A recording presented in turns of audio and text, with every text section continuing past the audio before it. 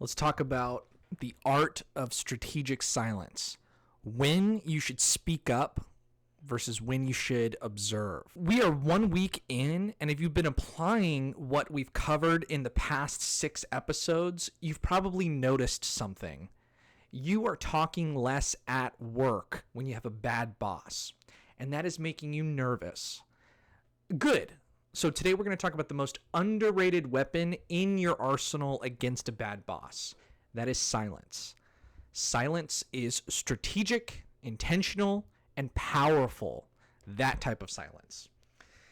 Socrates, okay, there was this guy thousands of years ago. Actually, people may not know this, but Plato's the one that wrote down all the stuff. But Socrates is the one that said it all. So it's kind of from his wisdom. But Plato recorded it. Okay, Socrates, probably the wisest guy who's ever lived. He had a fascinating teaching method. He did not lecture at people. He asked questions, and between those questions, he was silent.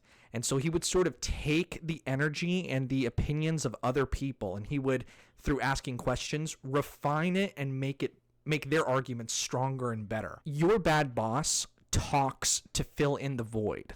They talk to assert their dominance.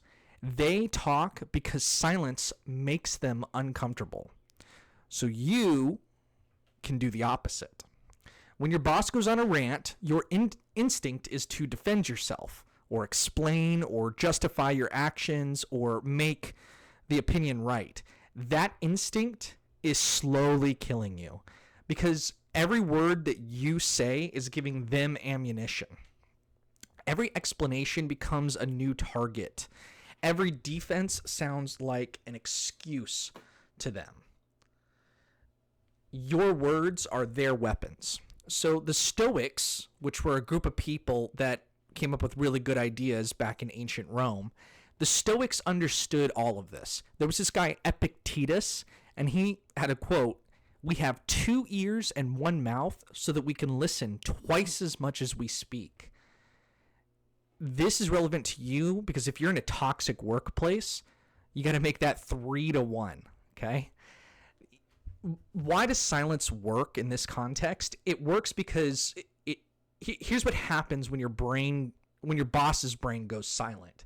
First, they lose their target. They're expecting pushback. That is what fuels them. You give them nothing and their rant loses momentum. It's like them throwing a punch and hitting air. They have to recalibrate.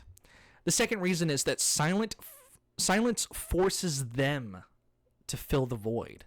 And when they do, they often reveal their true motivations. If the boss says, "This report is unacceptable," the old you would say, "But I followed the template exactly." Now they're attacking the template, your attitude, your work ethic. But with this information today, the new you is going to say, if the boss says, I just needed this 3 days ago, and you, there it is. The timeline was the issue, not the quality. Your silence made them explain themselves, and suddenly you have actual information to work with. So it may have been not clear, but basically what you want to do is your boss goes on a rant, you kind of just stay silent, and then you figure out what they're really driving towards. Because usually it's going to be rooted in emotional things, because toxic bosses believe that they can do whatever they want. And really, they just haven't calibrated their emotions, because if they did, they wouldn't be toxic, right? They would be nice, and they would be, because this is all different from being like a firm boss. So a firm boss who's emotionally intelligent will articulate what they're actually trying to say in a way that when it hits other people's ears, it makes them want to do the work.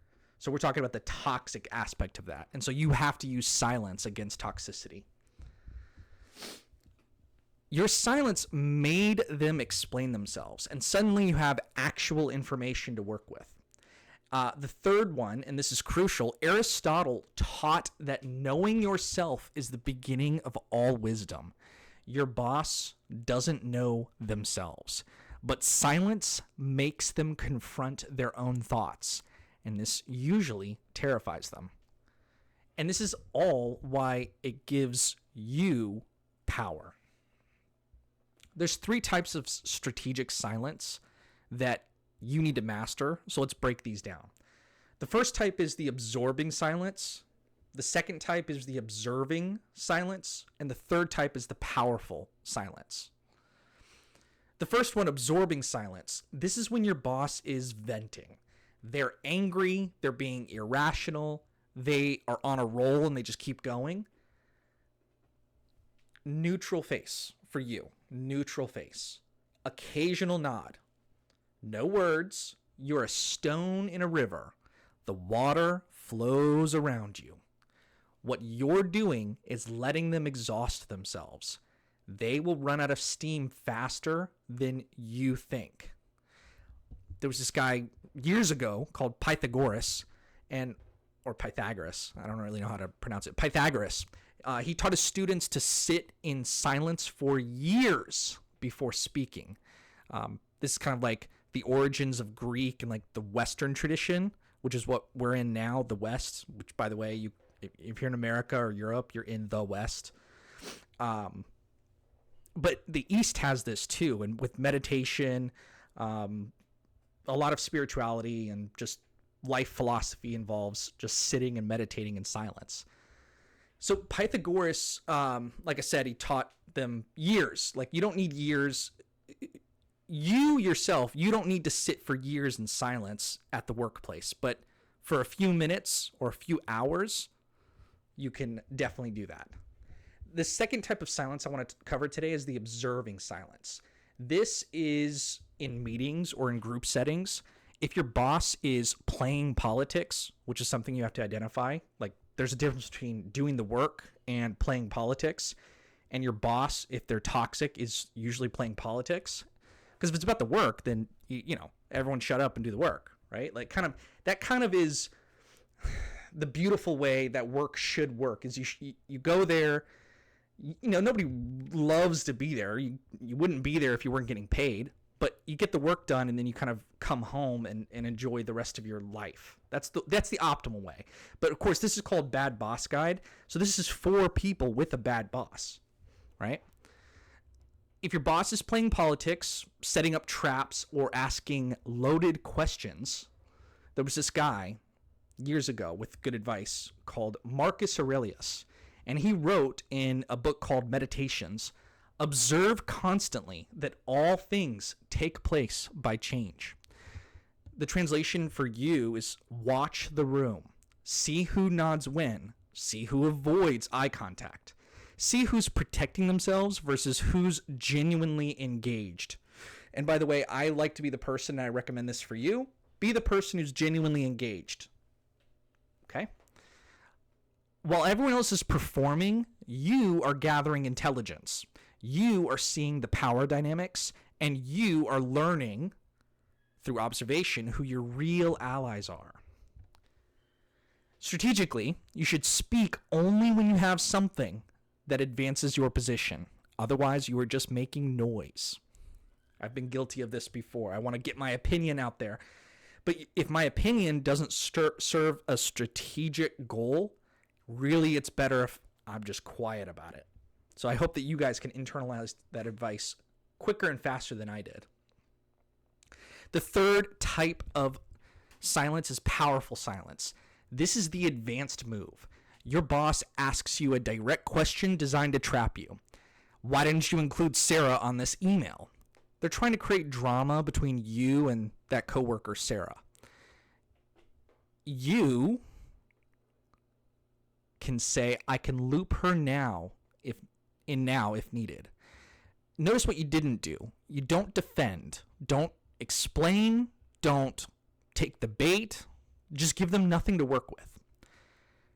Another famous guy from the East, Lao Tzu, the founder of this thing called Taoism, he said, silence is a source of great strength. The pause before you speak, that was you gathering your strength. The calm answer, that's you refusing to play their game. Let's talk about boundaries. I want to be crystal clear here. Strategic silence is not the same as being silent about harassment, discrimination, or illegal behavior. If your boss crosses legal or ethical lines, document it. Report it. That's not the time for philosophy. That's a time for HR and potentially a lawyer. What we're talking about here is everyday toxicity, the mind games, the ego battles, the manipulation.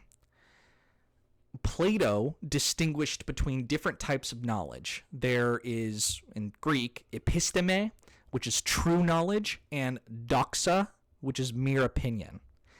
When your boss is spouting doxa, their opinions, their mood-driven criticism, their personal attacks, you don't need to engage. There is no truth in there to debate.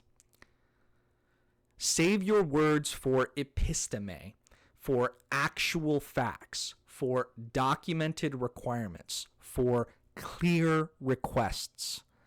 Everything else, let it evaporate into the air where it belongs. Practical challenge here is, I just want to challenge you guys and leave you guys with something tangible to leave with. Your challenge this week can be this. Count how many words you say to your boss. Actually count them. And then cut the number in half. If you spoke 500 words in a day, tomorrow try 250 words. Replace those words with pauses, nods, I understand, I'll handle it, noted. Seneca was another great Stoic. He wrote, if you wished to be loved, love. But he also knew when to withhold. You're not being loved by this boss anyway. It's not about love. So stop giving them your words. Stop giving them your explanations. Stop giving them your energy. Watch what happens when you cut your words in half. I guarantee that you will see your boss differently. And more importantly, your bad boss will see you differently.